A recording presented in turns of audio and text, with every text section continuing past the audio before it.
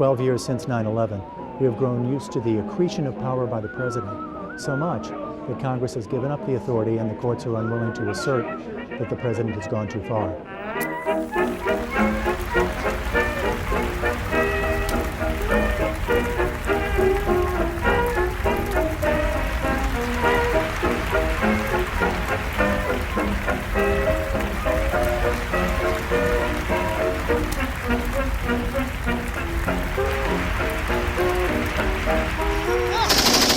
Afghanistan is fast becoming the longest U.S. war ever, soon surpassing the U.S. involvement in Vietnam. One count, President Obama has already used unmanned CIA drones even more than his predecessor. According to the Washington Post, the NSA exceeded its legal authority thousands of times since 2008 with unauthorized surveillance of Americans. The FBI actually invoked the term domestic terrorism when referring to nonviolent protesters in the Occupy movement.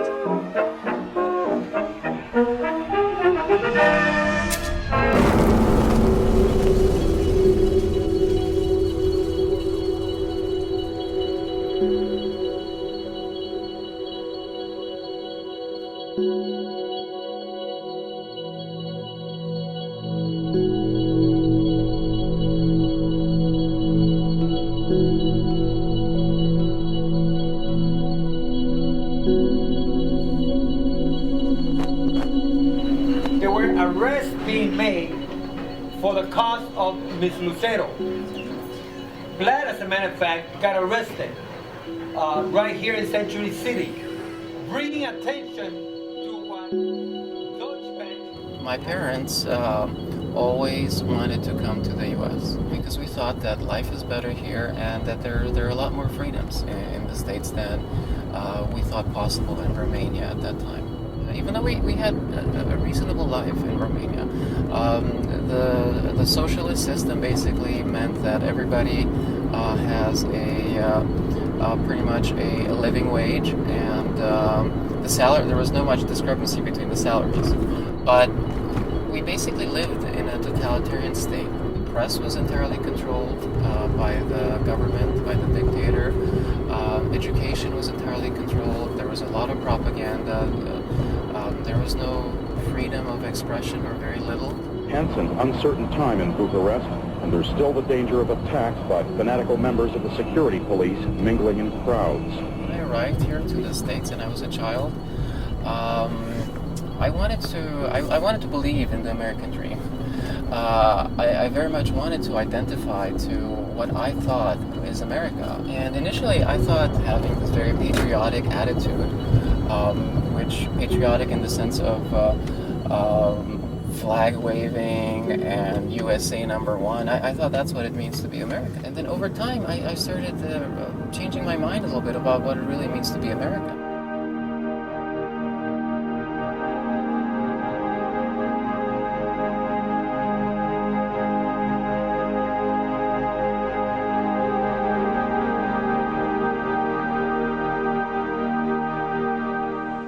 Following the Declaration of Independence, the first Congress adjourned, and with ratification by the states, the first 10 amendments to the Constitution became part of the supreme law of the land. These 10 amending articles are, by popular accord, declared the nation's Bill of Rights. Madison and Hamilton and Jay, who defended the Constitution, recognized that it was not complete.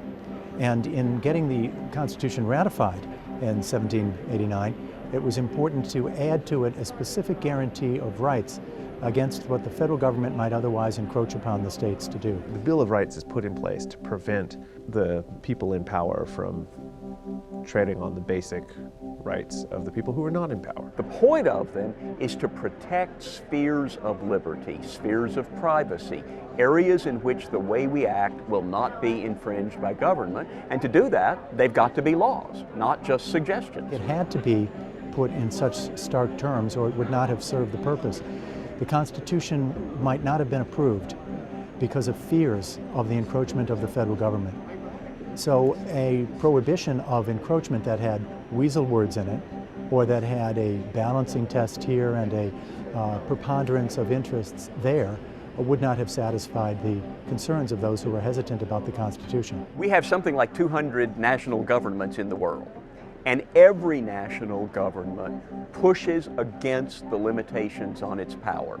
Some don't have any real written limitations, some do. But governments always push for more money and more power. So the battle isn't necessarily global as opposed to national within each country, but there are always governments trying to limit free speech, trying to limit freedom of religion, trying to limit your freedom to make a living, trying to infringe on your privacy, trying to prevent opposition to the government. This is our fundamental law. From those truths springs the American concept of liberty. Hasty judgment or pandering to politics must not change it. Presidents have abused the Constitution from time to time. President Adams supported the Alien and Sedition Act, which allowed the president and the executive authority more generally to put people in prison for criticizing the government. It was a very surprising thing for President Adams, who was, of course, one of our principal founders. President Lincoln at least addressed it with his comment that shall all laws be followed but one, and the Constitution then be lost because we are so scrupulous in providing rights to these folks, these individuals who were criticizing the Civil War. It would undermine the war effort. We would lose the Civil War, the South would secede, and the benefits of the Constitution as a uniting document would be lost. President Woodrow Wilson, during the First World War, shut down many newspapers who were not as supportive of the war effort as he thought they should be. The civil liberties issues of our day are interception of metadata from our cell phones and internet communications, and the use of drones and other acts of war without the constitutional requirement of congressional approval. Originally, wars tended to be declared. You know, you could say, all right, the state of war is over. And other wars since then, like Korea and Vietnam, weren't declared, but you had a pretty good idea of when the war had come to an end. War on terror, something as broad and expansive as that, you can always say there's still a threat out there, and so you can always keep these so-called temporary encroachments in place. With no constraint or oversight. No constraint by Congress, because once having given the authority after 9/11, there was no deadline. As we mourn the loss of thousands of our citizens, I can hear you.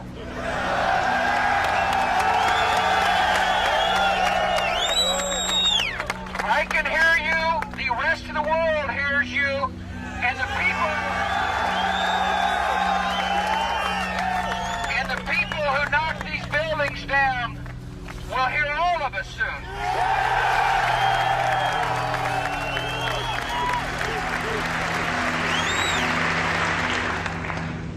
Our war on terror begins with Al-Qaeda, but it does not end there.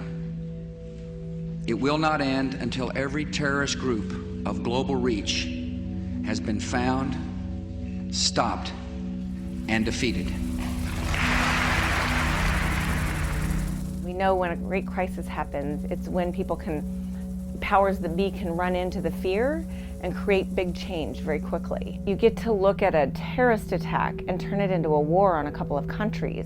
The plan of Al-Qaeda very early, before 9/11, was to have us overreact in such a way that it would undermine the financial stability of the country. And the fact that we didn't, though, go after Saudi Arabia, the fact that Prince Baghdad is such a great friend of the Bushes, that instead we get to send home Osama's family members, we don't hold accountable any of the terrorists that came from Saudi Arabia.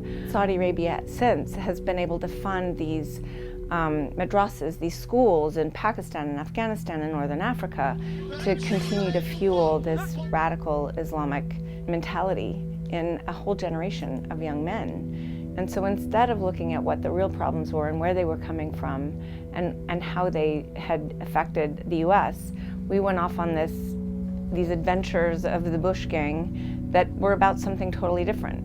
They're about, from Saudi Arabia's point of view, they're about Saudi Arabia keeping control of the Middle East. The Iraqi regime trained and harbored terrorists, including operatives of Al-Qaeda. Osama and Iraq they're totally different ideologies. They hated each other. The Iraqi regime continues to possess and conceal some of the most lethal weapons ever devised. This regime has already used weapons of mass destruction. Saddam Hussein will continue to increase his capacity to wage biological and chemical warfare and will keep trying to develop nuclear weapons. I was in Iraq when Powell gave his speech to the UN, and the next morning I woke up and Bush had said, "The game is over, shock and awe." At this hour, American and coalition forces are in the early stages of military operations to disarm Iraq, to free its people, and to defend the world from grave danger.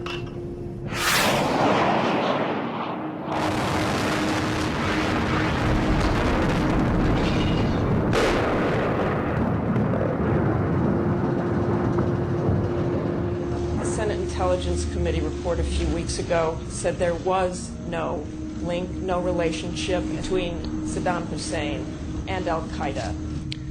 I never said there was an operational relationship. The main reason we went into Iraq at the time was we thought he had weapons of mass destruction. It turns out he didn't. Those weapons of mass destruction got to be somewhere.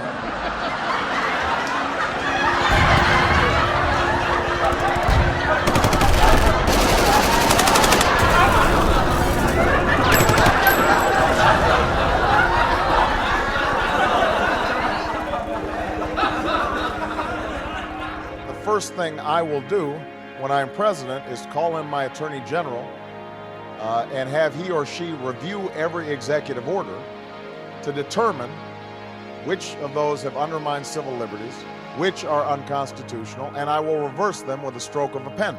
You know, I taught constitutional law for 10 years. I take the Constitution very seriously. The biggest problems that we're facing right now have to do with George Bush trying to bring more and more power into the executive branch and not go through Congress at all. And that's what I intend to reverse when I'm President of the United States of America. If there is anyone out there who still questions the power of our democracy, tonight is your answer. The answer told by lines that stretched around schools and churches because they believed that this time must be different. At this defining moment, change has come to America.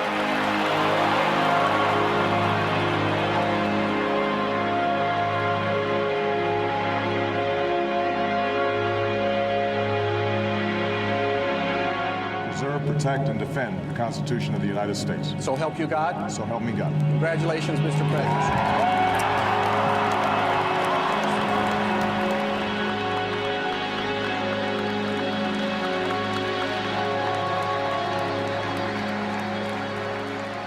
What's sad is that we saw Bush doing that, but the Obama administration not only has continued it, but escalated it. It is in our vital national interest to send an additional 30,000 U.S. troops to Afghanistan.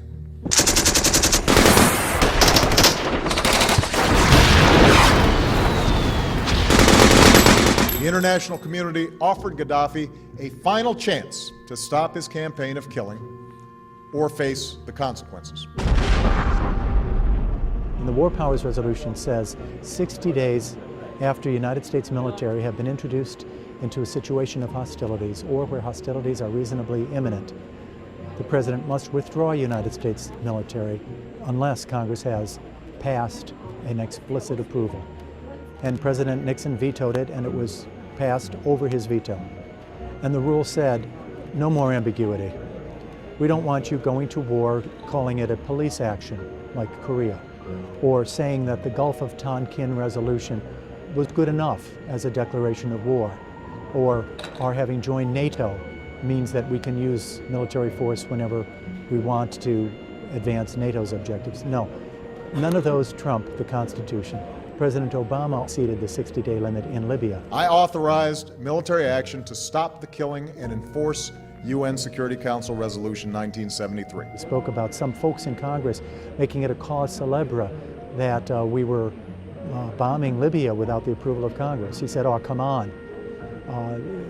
Some folks in Congress make this a cause célèbre, oh, come on.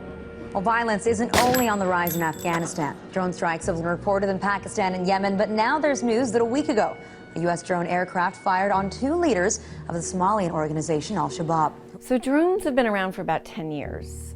What they are is an unmanned vehicle operated from far away, motorized and manipulated from near Las Vegas, Nevada, or northern New York State. Under the Obama administration, it escalated the use of drones. The argument for drones is that you're not killing American soldiers. It's not a war in the sense that we necessarily have a lot of troops committed, but it is a war in the sense that there are just constant violent actions, often with the cooperation of the government in question, against people in those countries, and often hitting the wrong people, they're saying you're hitting militants, but there's a quote-unquote collateral damage, the people who are just standing by the wrong tree, and of course that turns more people against the United States. America's actions are legal. We were attacked on 9/11. Within a week, Congress overwhelmingly authorized the use of force. When do we authorize the use of drones? Was that authorized by Congress in the post-9/11 authorization to go after those parties, individuals, countries, or organizations responsible for the 9/11 attacks, or in order to prevent a recurrence of the 9/11 attacks? And the president's argument might be defensible, that it had to do with Al-Qaeda. This is the same Al-Qaeda that attacked the United States in 9/11. You can definitely understand how at the beginning, when the government said, we are going to specifically target combatants who were part of Al-Qaeda, and they were in Afghanistan, but now they're in the border region, and now they're in Pakistan. You could understand why people might not view that as some sort of fundamental shift. Even though legally, it is a huge shift once you go from a place where there's a battlefield to a place where there's not a battlefield. But then they call it Al-Qaeda in the Arabian Peninsula without saying what the connection is between the people in the Arabian Peninsula and the people who caused the 9/11 attacks. And of course, the Arabian Peninsula is very far from Afghanistan. So I'm just back from Yemen, and you can really see it there. The president of Yemen decides he needs American support, so he takes his army out of the poorest place in the country. So that way it becomes a vacuum that this guy who's Al-Qaeda can come in. And so what does he do? He just buys up all the kids that don't have jobs and promises them support and to nurture the community and great speeches. They're all seen as the Al-Qaeda for the Arab Peninsula. That president comes to the United States and says, oh, we have Al-Qaeda in our country, so we need a ton of money. So we give them, $1 billion or whatever we give them, and that, which is the same as almost their budget for the year. He gets the money, and then we get to become the mercenaries for him with our drones. Nobody takes this president seriously because he doesn't really have any power inside the country. There's a governing council that is in dialogue every day, creating a constitution that doesn't even operate yet. So there's this kind of lame duck president that is in conversation with Obama, who's the only person that really gives him empowers him, because he'll say, yes, you can use your drones. Even though, we put up a resolution inside the governing council, and to get a resolution in the Constitution, you have to get 90% of the vote. And you have to realize that, they have delegates inside this governing council, Iran and Saudi Arabia and Russia and the United States, and, like everybody's got their little puppets. But even with all of that, over 90% of the delegates voted no drones. So you've got the same way we operate, no respect for the people that live in the country. And then they do the same thing in Somalia. I understand that there's a militant movement that is Islamist that controls large parts of Somalia, I gather, Al-Shabaab, but what their kind of connection is to these other things and what that has to do with what Congress authorized, which was to use force against the people who were involved in the 9/11 attacks. Now we're so far afield. And I think it would be very appropriate for Congress to repeal that and then give a much more tailored, appropriate authority, if they chose, for the use of force that the president might need. Or else it is subject to the interpretation of any place you want, any time you want, for as long as you want. You cannot have a one-time gift of the congressional authority to the president and all subsequent presidents. That's an unlawful delegation of authority. Any more than the president could say, I'm tired appointing federal judges, the Congress gets to appoint federal judges. No. The powers have to stay in the branches to which they're given. There's no declaration of war, There's no, we're here and you need to change your behavior or else. Because the CIA is using them and denying they're using them, they don't fall even under the rules of war. And before any strike is taken, there must be near certainty that no civilians will be killed or injured. Now, in World War I, it was 1% civilian to 99% target to those that have signed up to be at war. The effect of drones is that you're killing 99% civilians to 1% target. It's very difficult to get perfectly clean numbers on it, but it's something like 3,000 people that have been killed. There's no question that the vast majority of those people were not combatants under any definition of that term. One story out of Pakistan is when we went to meet the families of the drone victims, one of the guys, he talks about how he comes home and his son, who's 18, just graduated from school, was going to be the teacher of the village, and his brother have just been blown up in his house. And he talks about finding them, the little pieces on the wall, enough so that he could bury them. And he takes a long time to tell the horror story of coming home to this and what it looked like. And he pounds on the table, I just want to kill an American soldier, I just want to kill it, and he escalates his voice. We don't understand that, nor understand what the blowback is from that.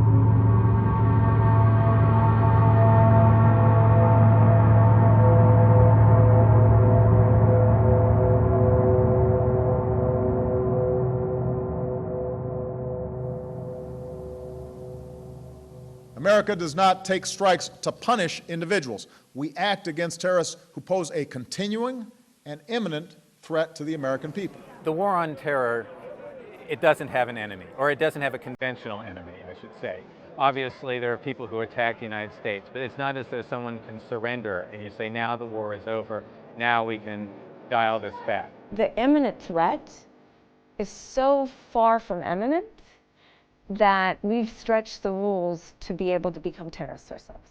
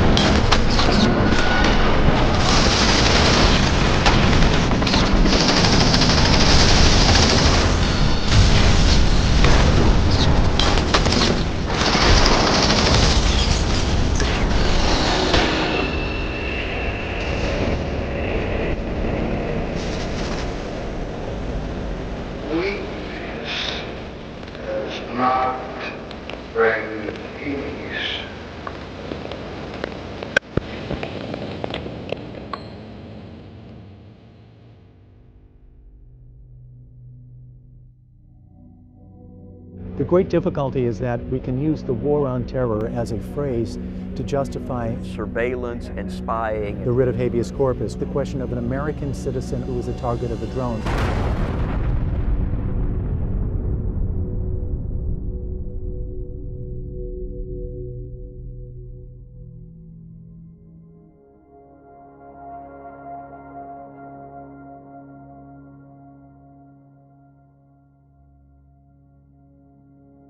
War essentially is, if you will, the pinnacle of of aggression and so many other contributing factors. One of them is militarization. And part of the militarization is basically a militarized approach in the police force. It's a militarized approach to, for example, surveillance. I know it's being portrayed as a way to combat terrorism, which I think is very important to have a safe living environment. But I also know that this information is being used actively to suppress opinions, to suppress activists. I really don't want the states to turn into a totalitarian state the way I experienced in Romania. I mean, there's no question that there's a massive expansion of the national security state apparatus since 9/11. And parallel with that, you see all these different new policies arising. NSA surveillance, increased detention power, targeted killing, all these different things, and they're all being undertaken in the name of the war on terror. From the immediate aftermath of 9/11, you had the Patriot Act passing and huge new powers being given to the law enforcement. Today we take an essential step in defeating terrorism while protecting the constitutional rights of all Americans. With my signature, this law will give intelligence and law enforcement officials important new tools to fight a present danger. Statements made by John Ashcroft, who was the first Attorney General under George W. Bush. They say that the FBI and the Department of Justice are trying to transform themselves from punishing crime after it has occurred to a preventive model. We've seen a huge shift towards a willingness to trade safety or national security for liberty. The revelations of last summer show that in great clarity. We've expanded dramatically the surveillance that our own government takes of us. There is no spying on Americans. We don't have a domestic spying program. The Guardian revealed the existence of a top-secret program codenamed Prism, where the NSA obtained access to the central servers of 9 major internet companies, including Google, Microsoft, Apple, Yahoo, and Facebook. The National Security Agency is collecting telephone records of millions of Verizon customers under a secret court order issued in April. They all get together with the NSA and provide the NSA direct access to the back ends of all of the systems you use to communicate, and they're applying it to the whole of society by basically subverting a corporate partnership through major telecommunications providers, and they're getting everyone's calls, everyone's call records, and everyone's internet traffic as well. On top of that, you've got boundless informant. And then The Guardian revealed details about an NSA data mining tool called Boundless Informant that details the voluminous amount of information it collects from computer and telephone networks. The NSA is an agency that historically its mission has been to look outside of the United States for foreign threats. With the war on terror and increasing concern about radicalization of people in the United States and terrorists acting in the United States, one of the responses has been to turn our government surveillance apparatus on this country, and that includes American residents, American citizens. And that, combined with the increases in technology that makes surveillance possible, have created this incredible system for monitoring Americans' communications. That is something that I think would have been unthinkable 15 years ago. Your duly elected representatives have been consistently informed on exactly what we're doing. The NSA lied about the existence of this tool to Congress and to specific congressmen in response to previous inquiries about their surveillance activities. Does the NSA collect any type of data at all on millions or hundreds of millions of Americans? No, sir. It does not. Not wittingly. There are cases where they could inadvertently, perhaps, collect, but not wittingly. The fourth guarantees the people's right to be secure in their persons, preventing arbitrary searches and seizures. The Fourth Amendment prohibits the federal government from engaging in unreasonable searches and seizures, and says that warrants shall not issue except upon probable cause. It doesn't say that the government can do these things, but the evidence can't be used in court. That's called an exclusionary rule. It outright says unreasonable searches and seizures are outlawed. The people are protected against unreasonable search and seizure. Well, the question of what's unreasonable is not absolute. It's something we debate all the time. And the idea that the government is spying on us even when there's no allegation against us. It's one thing if you've got an allegation that this person is engaged in terrorism or is involved with terrorists, but just to be scanning all of our email and all of our phone calls just in case you might see patterns or something, that seems like an unreasonable search and seizure to me. Historically, police have had to come up with a reason and go before a judge before they even got to collect any information, before they got to search somebody's house or their car or take their papers. Some kind of specific reason, right? Reasonable suspicion, probable cause. If they couldn't present a good reason to think that that person was involved in criminal activity, they didn't get to go into their house. The paradigm that's governing the NSA is the opposite. They seem to get to take everything. It's up to them to decide whether there's a reason to look at it. That's a very different world than what we're used to and what the Constitution seems to require. They are not looking at content, but by sifting through this so-called metadata, they may identify folks who might engage in terrorism. When we deal with intelligence operations, domestic intelligence, taking the information that is called metadata by the government, we are engaged in a seizure. I can't see any other way of interpreting it. The president is defending it by way of saying, well, we're not using it in court, we're not using it against you, and even though we've taken it, we won't actually search it until we have a more specific warrant, and then we will go to a court for a warrant. But note that that abstracts from the question of the seizure. The Fourth Amendment prohibits unreasonable searches and seizures. Here we have a seizure, and the president's argument is, but it's not a search. Well, both are prohibited, not they have to be together in the same instance. If the intelligence community then actually wants to listen to a phone call, they've got to go back to a federal judge, the FISA court. Well, here Congress created the Foreign Intelligence Surveillance Act and the Foreign Intelligence Supervisory Court. So Congress said any issue involving the interception of and taking of evidence for intelligence goes to the FISA court. There's a lot of concern these days among people who have discovered we have secret courts, the FISA court.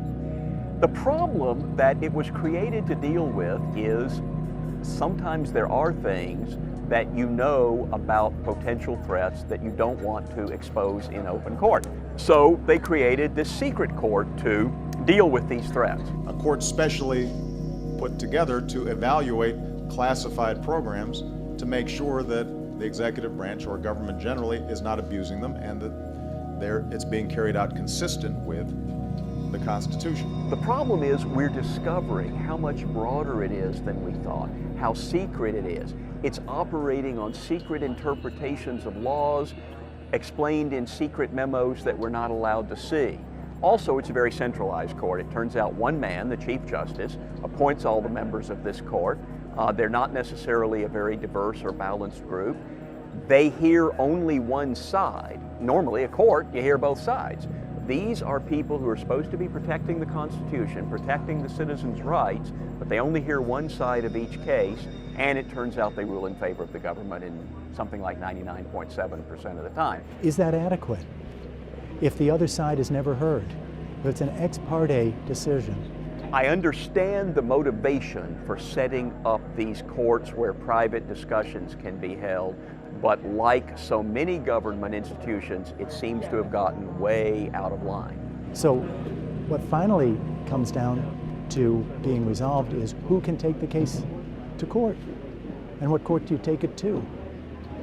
And it appears the only court that has jurisdiction, according to Congress, is the FISA court, and the FISA court won't let you or I bring the case. There's no record that is made public. That would then implicate the due process clause of the Fifth Amendment, that no person shall be deprived of life, liberty, or property without due process of law. The NSA spying is not about the war on al-Qaeda, right? If you're gathering every the metadata and perhaps the content of every landline communication happening in the United States. That's not about Al-Qaeda, right? So it's about instead some fundamental, that was the spark of it, but it's some fundamental transformation in the state which is taking place. The idea that the government has been collecting the data and at least taking the position that they're not looking at it until they need to, until they have some kind of justification. They are in fact examining significant portions of that data, even without justification. A 4-month-long investigation by the Washington Post has found that 90% of all NSA intercepted data are from ordinary citizens. These folks are not the intended surveillance targets, yet the NSA was able to intercept Facebook messages, photos, and more. Things that we're learning about surveillance and spying and so on, I suppose that's a chilling effect on all of our activities. Lots of Americans these days joke, you know, I don't like the government, but of course they already know that. Well, that's not really something to joke about. We do want a sphere of privacy. Look, there's always been a balance between liberty and public safety, right? I mean, you could eliminate all crime in America by locking everybody up. But obviously that's a trade-off, and it's a trade-off that our Constitution sets very far toward the side of protecting liberty. Why do you support the NSA's illegal and ubiquitous data collection? This administration acts like violating civil liberties is the way to enhance our security. It is not. There are no shortcuts to protecting America. This administration also puts forward a false choice between the liberties we cherish and the security we provide. You can't have 100% security and also then have 100% privacy and zero inconvenience. That means no more illegal wiretapping of American citizens. No more national security letters to spy on citizens who are not suspected of a crime. No more ignoring the law when it is inconvenient. In the abstract, you can complain about Big Brother and how this is a potential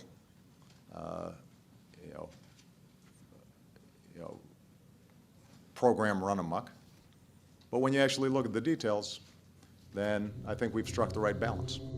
Well, today's news brings us a blockbuster story that shows just how powerful metadata really is. The NSA is using metadata as, quote, the primary method to locate targets for lethal drone strikes. In other words, metadata is being used right now by the United States government to target people for killing. We kill people based on metadata.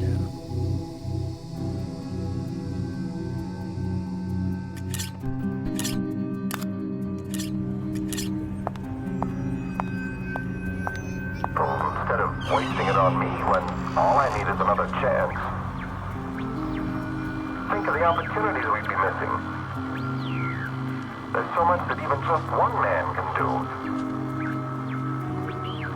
I don't want to go back. I don't need to go back. I know it's a privilege, but I don't deserve to go back. Just give me one more chance. I give you my word of honor that I won't fail again. Believe me, I'm only thinking of...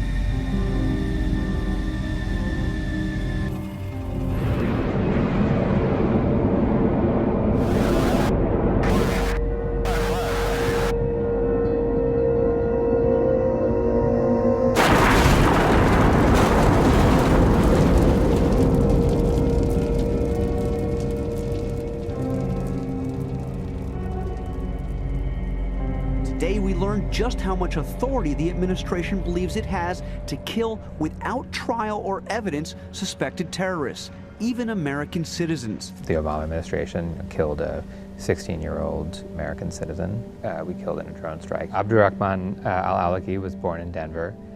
He was the son of an American citizen named Anwar al-Awlaki. The father had gone into hiding when it became clear that the U.S. government was trying to kill him. He had been linked to the 9/11 attacks, and in more recent years had been linked to the Fort Hood shooting, to the potential bombing in Times Square, and to the failed underwear bombing back in 2009. Imagine in World War II, an American decides to join the German cause, and that actually happened. There were some Americans of German birth or German ancestry who did. Then if we happen to kill them or fight them in battle, they die. It is perfectly legal.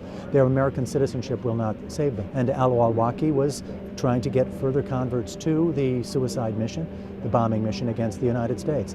And so Congress had given the authority to use force against such people, in which case it would be analogizable to a general giving an order to kill a German soldier during World War II. The son, born in Denver, grew up a bunch in the U.S. He eventually went to Yemen, was living with the extended family, and then wanted to go find his father when his father was in hiding. The father got killed in a drone strike, and then 2 weeks later, the U.S. government killed the son. And the son was 16 years old. He had never preached sermons of violence against the United States or anything like that. First they said he was a military-age male, right? And the family countered that. Then they said that he was killed in the company of some other person who was a high-level al-Qaeda leader, and then the family countered that, but by then it was like 2 news cycles away. He wasn't. He was like at a picnic with his cousin and some other boys. I never thought that one day this boy, this nice boy, will be killed by his own government for no wrong he did, certainly. Because how can, a 16-year boy will do anything wrong against anybody? It's an American citizen that's being targeted without due process of law, without trial, and he's underage, he's a minor. I would suggest that you should have a far more responsible father. Every American should be really troubled by the notion that our government killed an American citizen without any trial and has just asserted that this is fine and that they can do that.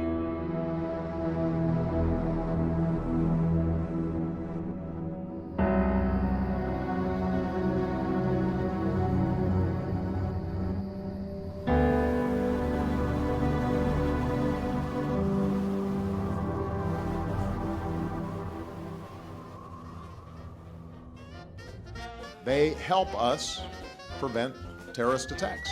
Terrorism. Terrorism. Terrorism. Terrorism. Terrorism. Terrorism. Terrorism. Terrorism. Evil terrorists. Terrorists. Terrorists. Terrorists. Terrorists. Terrorists. Terrorists. Terrorists. Terrorists. Saddam Hussein. Terrorists. Terrorists. Terrorists. Terrorists. Terrorists. Terrorists. Terrorists.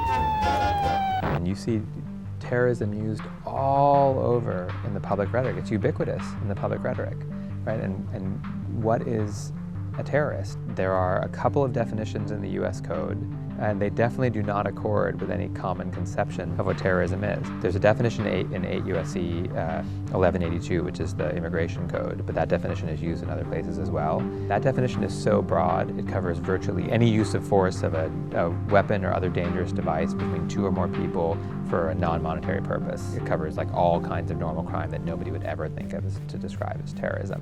The Treasury Department and the State Department have lists of groups, and if you're put on that list, then you're a terrorist. If you're not on the list, then you're not a terrorist. And who decides if you're on the list? It's like the Secretary of State and the Secretary of the Treasury and the Attorney General. It's obviously politicized. It's fine for the government to make a list of countries that we are friendly with and countries we're not friendly with, and groups that we like and groups that we don't like. But then you shouldn't pretend that that has some underlying normative content, right? That's just a political definition that's been used for political purposes. And yet, all the time in popular discourse and in legal discourse, people use the word terrorism. They talk about terrorists and terrorist groups and terrorist organizations. It's a remarkable modern example of like the emperor has no clothes. There's no there. There's no actual precise content to this term, and yet everybody talks about it as they know what it is. One of the many serious problems with not having a precise conception of what we mean when we say terrorism is that it allows this slippage into criminalizing dissent, criminalizing people who just disagree with the government for whatever reason. Law enforcement, even in America, has a long history of taking any surveillance program and applying it not just to people who are actually a criminal threat or an existential threat, but to people who are a political threat, right? And that could be journalists, opposition politicians, dissidents. And you see that over and over again in the way that Martin Luther King Jr. was monitored by the FBI, ostensibly to investigate whether he had connections to the Communist Party. We had a huge amount of government infiltration of various different kinds of perfectly lawful groups during the time of the Red Scare in the 50s and in the 60s. A conflict which has become known over the last decade as the Cold War. The opposing point of view in this conflict rests on a fundamentally different vision of man, as a creature not of God, but of the state. In this system, the value of individual man diminishes sharply, and the state is all important. The state will run his life for him, his political life, his business life, his social life. Are you or have you ever been a member of the Communist Party? I believe I have the right to be confronted with any evidence which supports this question. Are you a member of the Communist Party? Or have you ever been a member of the Communist Party? It's unfortunate and tragic that I have to teach this committee the basic principles of Americanism. That's not the question. Stand away from the stand. For Americanism for many years, and I shall stand away from the stand. Fight for the Bill of Rights, which you are trying to destroy. This man away from the stand. You had that phenomena operating, and this abuse was kind of recognized, and it led to reforms that minimized those things. And yet now we see those kind of reforms and safeguards cast aside and a return to a lot of that same kind of surveillance conduct. There's no reason to think that this time will somehow be limited so that it won't adversely affect political or ideological opposition. Now, the evildoers in their mind are those people who are American citizens who are appalled at what's happening to their country and speak out.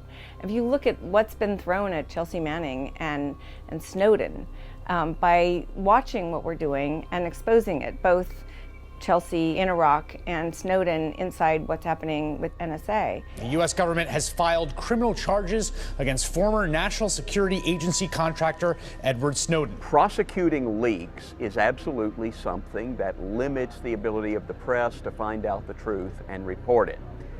Prosecuting reporters for getting leaks is a direct threat to the freedom of the press, and we're seeing that happen now. You're calling for Snowden to be prosecuted, but to take it another step and say the journalists who published the information, that they should face prosecution, that is news. Do you believe that? You stand by that, both Greenwald and the Washington Post reporter? To me, yes, there has to be legal action should be taken against him. This is a very unusual case with life and death implications for Americans. James Cromwell, the New York Times reporter, whose 2006 book State of War details the CIA's attempt to foil Iran's nuclear program, is again being pressured by the Department of Justice to reveal his sourcing for the story. Cromwell has been subpoenaed in the criminal trial over the leaking of state secrets that appear in his book. You saw this with WikiLeaks, where there were calls in Congress and statements about how the WikiLeaks was a terrorist organization, or Julian Assange should be treated like a terrorist. Julian Assange is engaged in warfare. Information terrorism, which leads to people getting killed, is terrorism. And Julian Assange is engaged in terrorism. He should be treated as an enemy combatant. You see these very disturbing situations where the FBI infiltrates peace groups of all kinds, anti-war in Iraq and Afghanistan groups, Occupy. Local law enforcement officials have teamed up with the FBI and Homeland Security in order to deal with the Occupy movement. And police infiltration in other parts of the country of conservative groups.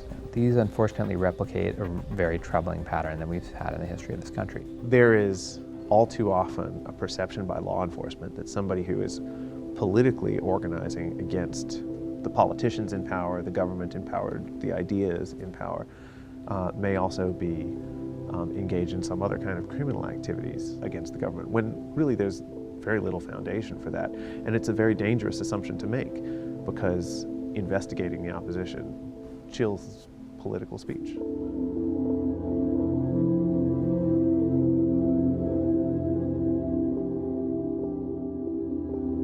There's nothing magical that makes the U.S. Be the way it is. You have enough of these kind of doctrinal changes and changes in the judicial system and the legal system, and the country could transform in a very troubling way.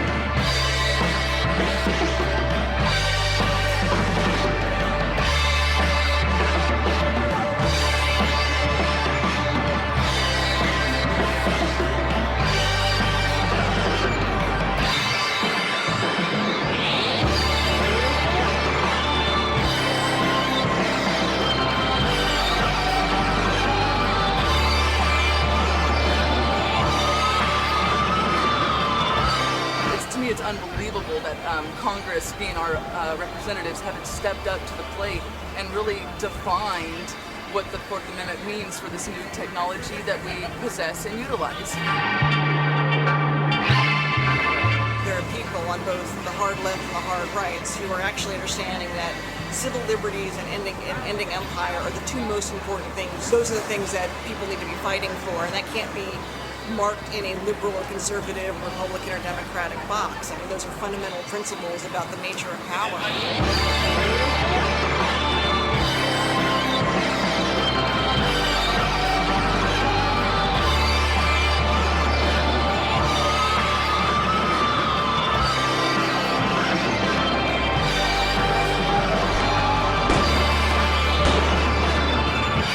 Grassroots activism is a long tradition in the United States. It goes back to the committees of correspondence in the American Revolution, the abolitionist movement, the women's movement, the environmentalist movement, all those kinds of things had a lot of grassroots activism.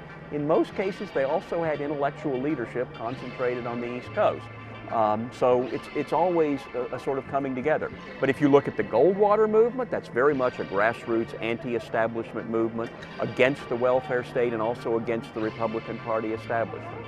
Then you get the McGovern movement, very much created in Washington, but still drawing on the anti-war forces around the country.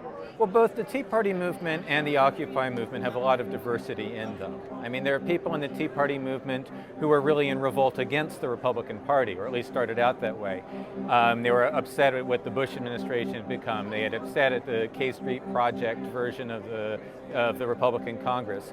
And there are people in the Tea Party movement who are Republican operatives, who are trying to shoehorn all these people into voting for candidates on the GOP line, and all sorts of spectrum in between them, between those two poles. Similarly, Occupy, I mean, it's more on the radical side of the left, I think, because it was sort of generated by the more anarchistic part of the left. But you've had groups like Move On coming, people like Van Jones coming in and trying to steer it into a Democratic Party direction. But there certainly are areas where the grassroots right and the grassroots left, the Tea Party types and the Occupy types, at least have the potential to cooperate. First, you need constitutions that limit the power of government. Second, you probably also need Bill of Rights. Third, you need a free press.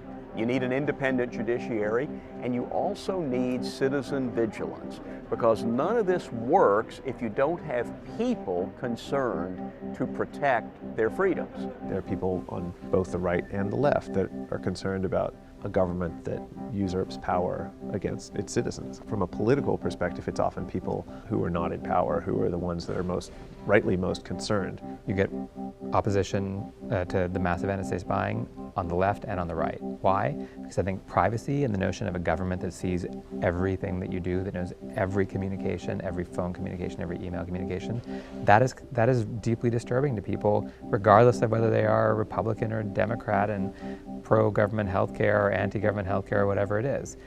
They really are about certain very basic principles that you don't actually have to have a particular political affiliation to understand and appreciate the importance of those principles. There's a lot of distrust between people on the left and the right, and we just really do have this red-blue polarization. Every time you turn on cable television, there's a right-left argument going. They're all in business to make profit. And it's a good thing. That's the incentive that makes capitalism work. Until you say something about government, too. I mean, they want to be able to just program for a particular audience and bring in someone who's going to be the standard bearer for one side and a punching bag for the other side. And they're not so interested in breaking out of these sort of stale boxes. They want you to play one of these roles. We get calls at the Cato Institute saying, can you come on and criticize this thing Obama's doing? And we say, well, we're not conservatives. We actually don't think that particular thing. Now he supports gay marriage. I'm not against that.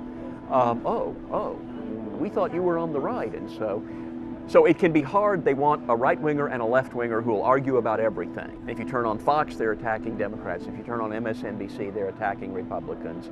People line up on the right or the left. They may not like everything Bush is doing, but they know the Democrats are worse. They may not like everything Obama's doing, but they know the Republicans are worse. So it makes it hard for them to trust each other. And then, of course, there are real philosophical differences. The people on the right don't like gun control, and the people on the left do.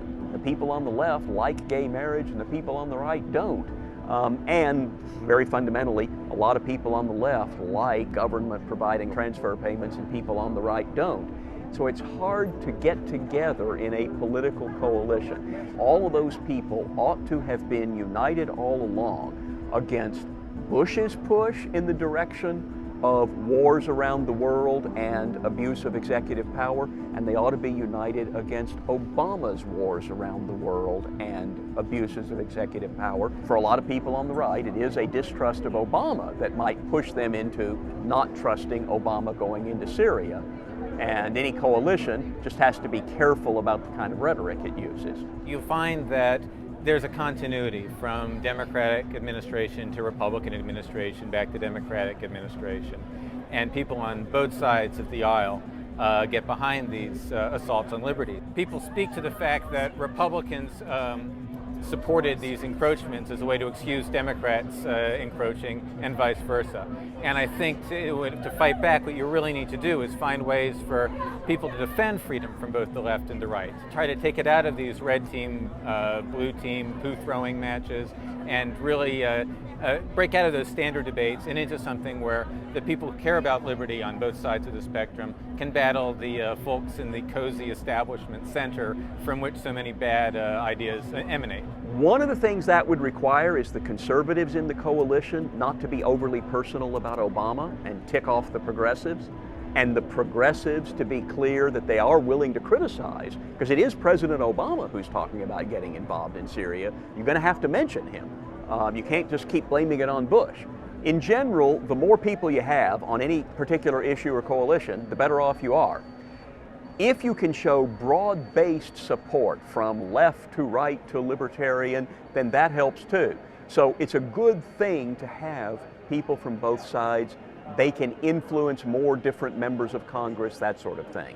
People will be elected to Congress and the Senate who will have this as their priority, because people will be asking, what are you doing to protect our civil liberties? If you keep it narrow, and I think there are political organizers all across the aisle, all across the spectrum, who understand that point. Some people in the Tea Party movement are, typical gung-ho red team pro-war types, but others are not. You have these so-called liberty movement Republicans, folks like Representative Justin Amash, Senator Rand Paul, who are more libertarian-leaning Republicans in the House and Senate. You have these sort of ACLU-ish Democrats like Ron Wyden in the Senate, Jared Polis in the House of Representatives. The movement has had thus far, particularly at the local and state level, is that a product and part of the fact that there's cooperation from across traditional political spectrums? No question about it. You crossed party lines to join Senator Rand Paul in that filibuster slowing up John Brennan's nomination because you were concerned about drones. I know you think you made your point. You must have gotten a lot of blowback from your fellow Democrats in joining with conservative Rand Paul. Not too much, Howard, because I think there is a sense that there is a new political movement emerging in our country, and it crosses party lines, and it is all about Americans who want to see policymakers strike a better balance between protecting our security and protecting our liberty. There is new fallout from the NSA phone surveillance program, and it's creating a rather unusual alliance in the court. The NRA is joining forces with the American Civil Liberties Union. The NRA with the ACLU in a lawsuit to end the program.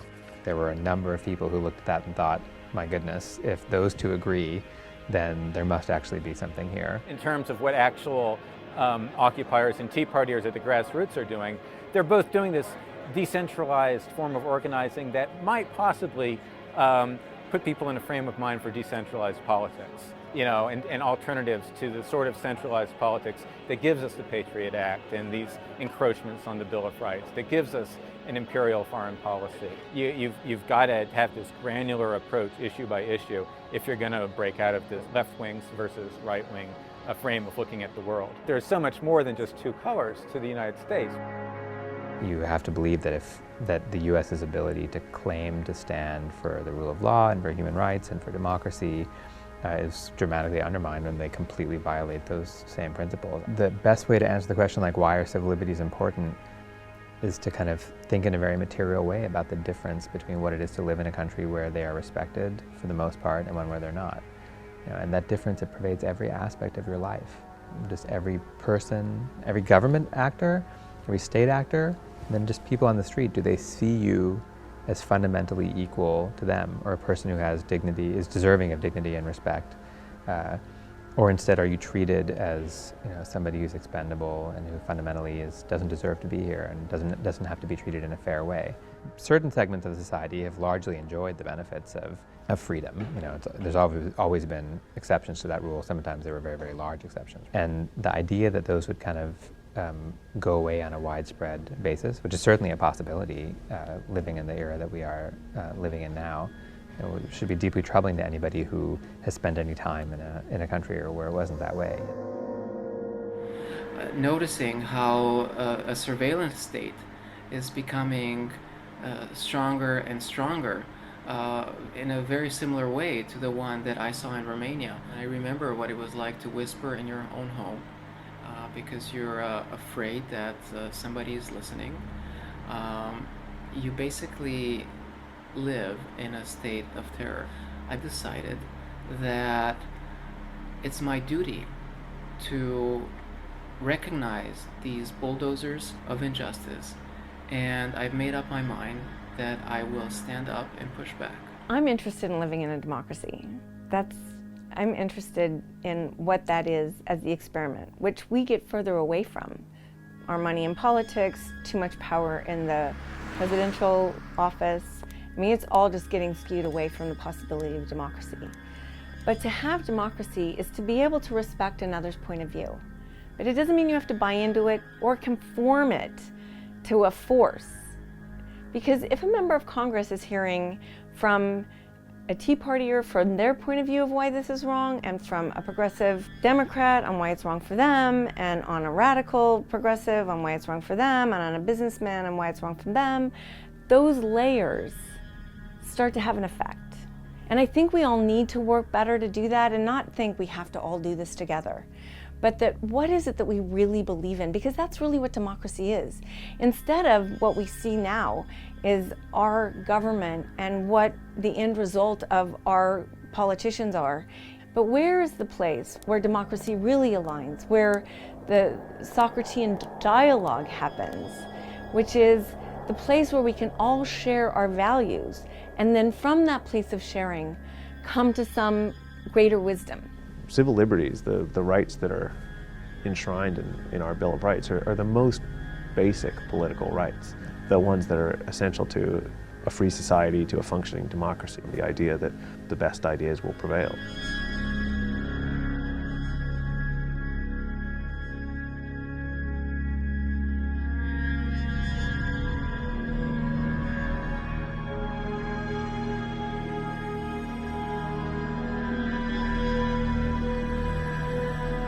The first affirms freedom of religion, speech, and press, and the right of assembly and petition.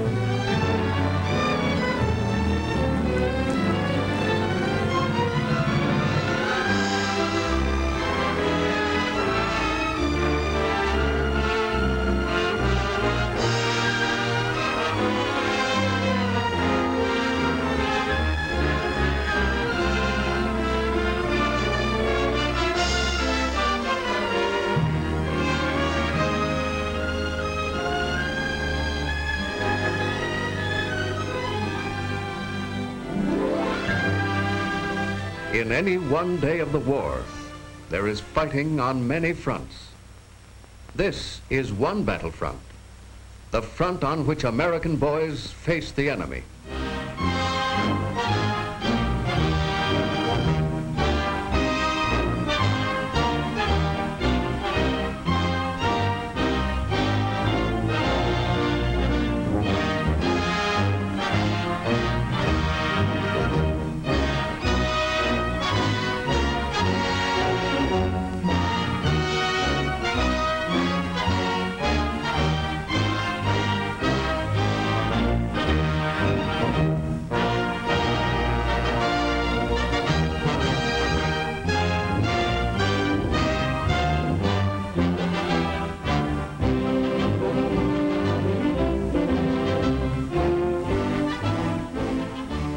Yes, this is one front, and this is another front, spread over the face of America. Like the other fronts, it is big and complicated, so big that only a few men in the whole nation can understand its real capacity for waging war. Here is one small sector of this front, one American city. A city full of war industries, a city full of war workers. One of the factories in this town celebrated an event, the manufacture of the 250,000 50 caliber machine gun for the armed forces. One machine gun, a deadly weapon. All these guns equipping a giant sky fleet of thousands of planes, thundering out over enemy territory.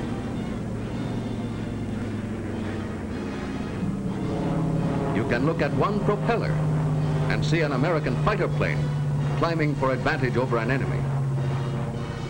You can see all these propellers and figure the bombing force they can pull over enemy ground. Staggering winged armadas, including the mighty superfortress, the B-29. But there is a hidden meaning to the whole story. Here, in the ability of American industry, in the ability of these people, of all the people in American industry, to meet and conquer a challenging new problem, is the secret weapon the enemy did not expect. Yes, and it's only in times of a great crisis that we ourselves fully realize that with our modern convenient way of life, we have the imagination that meets change with change, the hard fiber that matches effort with effort, the courage to put our real resources to work. That is our secret weapon. It's ours for use in war, for use in peace.